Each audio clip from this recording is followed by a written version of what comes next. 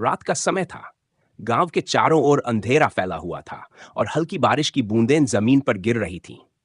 हर कोई अपने घरों में छुपा हुआ था, लेकिन रामू काका अपने पुराने घर के बाहर खड़ा था। वह एक पूर्व सैनिक था जिसने कई साल पहले देश की सेवा की थी। उनकी आंखों में अब भी वो चमक थी जो उनके युवा दिनों में थी, लेकिन चेहरा समय की लकीरों से भरा हुआ था। उस रात रामू काका को अपने शहीद साथी याद आ रहे थे। वे सब एक साथ लड़ाई में गए थे, लेकिन लौटे सिर्फ रामू काका। हर साल इसी दिन वे अपने साथियों की याद में अपने घर के आंगन में एक दिया जलाते थे।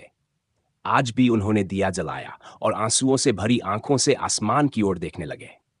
उनकी आवाज में दर्द था जब उन्होंने धीमी आवाज में कहा, तुम सब छोड़कर चले गए, लेकिन मैं अब भी यहां हूं। देश की मिट्टी को तुम्हारी कुर्बानी की कीमत पता है, पर क्या लोग याद रखते हैं? तभी उनके पोते छोटू ने उनके पास आकर पूछा, दादा, आप रो क्यों रहे हो? रामू काका ने छोटू को गोद में उठाया और बोले, बेटा, ये आंसू उन दोस्तों के लिए हैं जिन्होंने तुम्हारे भविष्य के लिए अपनी जान दे दी।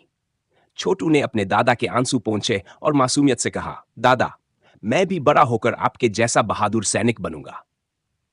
रामू काका की आंखों में गर्व और दर्द का मिश्रण था।